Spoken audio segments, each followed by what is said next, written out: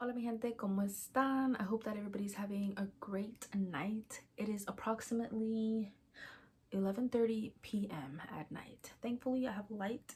For today's video, I want to talk a little bit more about pregnancy. So I do want to talk about the things that I wish I would have known while I was pregnant or before I was pregnant. I have to make a list only because I'm such a scatterbrain. Like I'll talk and I'll talk and I'll talk and I'll never get to the fucking point.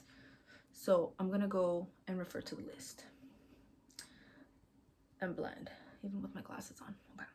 So I'm gonna be talking about things that I mostly wish that I would have known with my first pregnancy, mostly because I'm already in my second pregnancy. So the things that I wish I would have known in like my second pregnancy are not that different from my first. But I will be telling you guys what I wish I would have known for my second pregnancy, okay? So anything that's different, you will know. First and foremost, of course, I'm gonna start talking about morning sickness because morning sickness can be a symptom, a very early symptom for some, a bit of a late symptom for others. Personally, for me, I started getting morning sickness, I would say the second to third month of my pregnancy.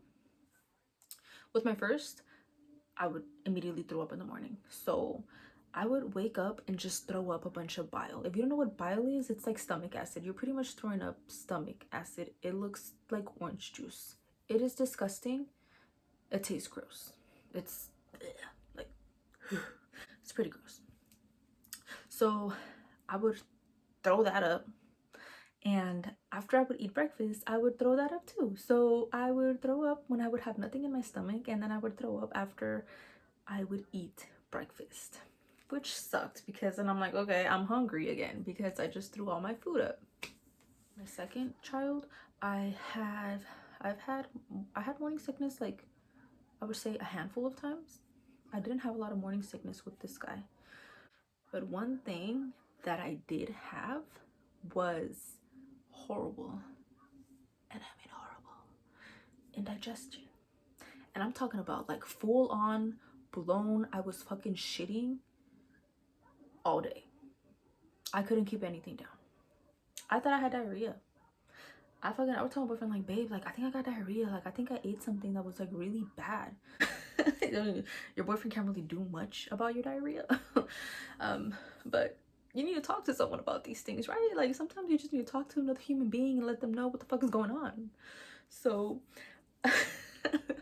I was just going to the bathroom left and right. Like, I would eat, and probably like 30 minutes to an hour later, I would have to go to the bathroom. Sometimes it would be less than that. Sometimes it would be like anywhere between 15 to 20 minutes. I would have to go to the bathroom. Sometimes I would be mid-eating and I'd have to take a shit.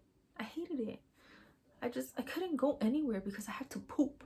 And there is not a more uncomfortable feeling, in my opinion, is than being out in public and having to take a poop, because sometimes there's not a bathroom nearby. So now you're like driving around like a crazy person trying to look for a bathroom, and there's no bathroom, and you're like, oh shit, I'm gonna shit myself. Like, you're literally coming to terms in your car that you're gonna shit in your car.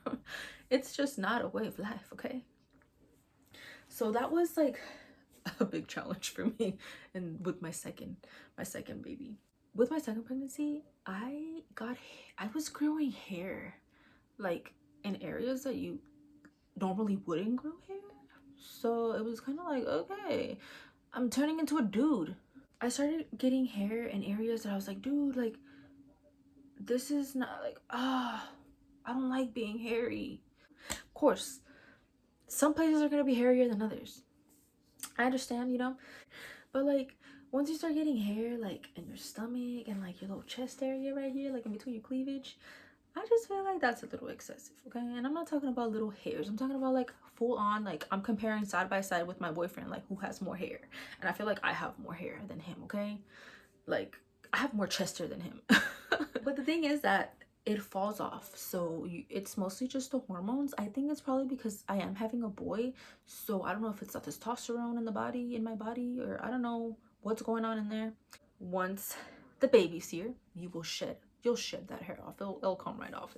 It's like it was never even there. You'll shed so much to the point that your hair might start falling out as well. That's another thing that I wish I would have known. With my first one, I lost hair, and let me tell you, I had a little bald spot in the back of my head which kind of pissed me off because it's like, hey, like, did nobody notice I had a fucking little bald spot in the back of my head? Nobody told me this shit. And like the only reason that I note that it was brought to my attention was because I was getting a haircut and my hairstylist was like, you do know you have a bald spot? And I'm like, what? How big is it? So she grabs a mirror and I'm like, oh my god, I have a bald spot. I felt like a 40-year-old white bald male. It was just embarrassing, okay? I'm assuming that I had it because, you know, first of all, birth takes it's a whole lot of stress on your body, okay? And then second of all, I was breastfeeding, so all of my nutrients were going to my baby, so maybe I wasn't supplementing myself properly to where I lost a little bit of hair on my head. That little bald spot was there for a cool minute. Another thing that I wish I would have known, see, that you kind of find out later on when you start getting really big, wiping yourself after you go to the bathroom can be a bit of a challenge, especially when you go number 2, because like, think about it, you have like a whole belly in the front and you're trying to like reach back there and like wipe your ass. You gotta really twist. Like, you don't really realize how much like you really gotta turn to clean your ass, but when you're pregnant and you got a big panza, it's kind of hard to clean, okay? So I got baby wipes because I am not taking the risk at all of not getting everything back there. Another thing, back pains. Yes, lower back pain. And it's not just back pain, but it's also pelvic pain. So personally for me, I have chronic back pain as it is. I don't know why. I'm like an old lady living inside of a young Mexicana woman body. I don't know how that works, but I have horrible back problems. Personally for me, like especially right now, it has been very hard for me to move like at a normal regular speed. I move, but like it's really slow because like literally my back has given out on me. It's a debilitating feeling, a very vulnerable feeling. You feel very weak. You feel as if, oh help, I've fallen and I can't get up type thing. Yes, like to the point I've honestly considered getting life alert because this is some serious shit. Like one of these days I'm gonna fucking fall and there's gonna be nobody there and they're gonna find my pregnant ass on the floor. It's just not, it's gonna be a horrible situation. So what I've been using for back pain is my Icy Hot. As you can tell, look at this, like I've used the shit out of it. I rub this technically like all over my back. I rub this all over my body, so 24/7 I smell like a menthol Icy Hot. I recently went to a smoke shop and I found that they had these little topical rubs, and this is a muscle and joint relief cream, 150 milligrams of CBD in here, and I like this. So I've been using this. It has definitely helped. I put it on and probably like 10 minutes later I definitely feel it working. I definitely do recommend CBD rubs. My mom also went to Mexico and she bought me like this aceite de víbora or whatever. I think it's like veneno de abeja y aceite de víbora, like hella fucking like intense. I also use that too. That actually does help. When you put that on, it's a little bit more of a thicker consistency, like a Vaseline like consistency. I don't personally like that consistency at all whatsoever, so I don't use it as much, but it works really good. This pregnancy has definitely taken a toll on my joints. Another thing that I've noticed with my second pregnancy would definitely be anxiety. And I think that the reason is because I already know what birth feels like. So I am fucking terrified to give birth again. Another thing that I wish that I would have known when it comes to pregnancy, and you figure this out pretty early on at the moment that you start getting bigger, because there gets to a point you can't see your own vagina because you have a big belly. So shaving down there becomes a little more difficult. Let me tell you, with my first pregnancy, I would grab a mirror. I would be in the shower holding it, you know, I was looking at my vagina like, all right, with the razor, you know. With this pregnancy, like I don't even be doing all that. Like I'm not getting my vagina waxed, fuck that, like no. So we're not doing that. So we're going all natural for the second pregnancy. We're not stressing about shaving, okay? Once the baby's born, then we can work on the landscaping down there, okay? But for right now, we're just leaving it as it is and embracing our natural bodies, okay? Another thing that you kind of become a little bit more familiar with, you start getting like boob pains. It's like your boobs will hurt because of course you're pregnant. You got a whole bunch of hormones in your body and your boobs are most likely getting bigger. So I've noticed that like for me, like my boobs will get a little big, but why does my butt doesn't get big? Like I know that there's people that get pregnant and like their butts get bigger, but like my butt doesn't get big. I feel like it shrunk. You know, like I just feel like I lost some volume back there. Another thing that I feel like is very important to really take in consideration would be to just take it slow. I really just try to like do so many things in one day that I'm like, dude, like you're pregnant. Like give your body a break. Rest. It's okay to rest. Don't feel bad for resting. You're not gonna have the same energy that you used to have before you were pregnant, unless you know you are the exception and you do. More power to you. Like that is fucking great. Personally for me, like I'll wake up in the morning, I'll get ready, whether it is I'll take a shower, I'll make breakfast. By the time I'm done eating breakfast, like I want to take a nap or I want to lay down and I want to rest. You know, you do need it. You're creating a whole other person inside of you. That takes a lot out of you. Don't let anybody give you shit about like, well, you don't really do anything. You don't this. Like, fuck them, dude. Like, if you need to rest, rest. Another thing that also changes with pregnancy would be your sex drive. For me personally, like my sex drive was like on point the beginning of my pregnancy.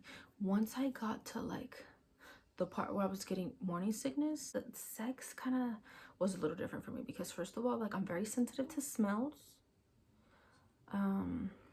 I wasn't fucking with the sex smell. You know, there's always a little smell when you have sex, you know, and I just was not fucking with it. Like I was like, no, I don't want to smell nothing. I don't want to smell nothing. I want to smell sweat. I don't want a penis in my face. Do not like just don't touch me. It's like my sex drive was like super super high up until I got the morning sickness, and then after the morning sickness it kind of went back to normal. And it's okay if your sex drive maybe isn't like what it used to be when you're pregnant. You know, we all have different bodies. You shouldn't feel like you have to be obligated to have sex with your partner, you know, like just to please him. Like your partner can fucking put some porn on and jack off for a fucking few minutes and he will be fucking fine, okay? Don't force yourself to have sex with your partner just to please your partner when you know that you're fucking tired, you're probably not in the mood, you feel sick, or maybe you just your sex drive just you just don't want to fucking do it, you know? Like don't feel bad, you know? You gotta take care of yourself first. Your partner is gonna be fine. If they really do love you, like they're not gonna give you a hard time. They're gonna understand. They won't guilt trip you into being like, oh, like you don't want to have sex with me. Da, da, da, da, da, da. No, don't let that fucking bullshit slide. And if your partner does that shit to you, then they need to go sleep in the fucking living room because we're not dealing with that, okay? Your partner should be supporting you every step of the fucking way. So far, other than that, I feel like those are the only things that I kind of wish that I would have known. I guess these are just things that you sometimes learn on your own because we all have different bodies. It's one hell of an experience just carrying a baby inside of your body, creating life inside of you, and then being able to hold your baby. So just try to enjoy your pregnancy as much as you can. Being a mom is really rewarding. Being a mother is not the easiest thing in the world. It is a very challenging thing because you are responsible for another human life. This little life depends on you, on your guidance, on your knowledge, on your love, on your support. You will never love another person the way that you love your child. That is a different kind of love. That love you will never experience for another human being. So to all my moms to be, congratulations, and I wish you guys the best for you and your baby. I wish you guys a lot of happiness. Thank you so much for being here. I hope you guys have a wonderful night. I am gonna go ahead and take my makeup off, call it a night, go to sleep, and just get some rest because I think my baby wants mommy to go to sleep now. All right, well, I'll see you guys next time. Bye bye.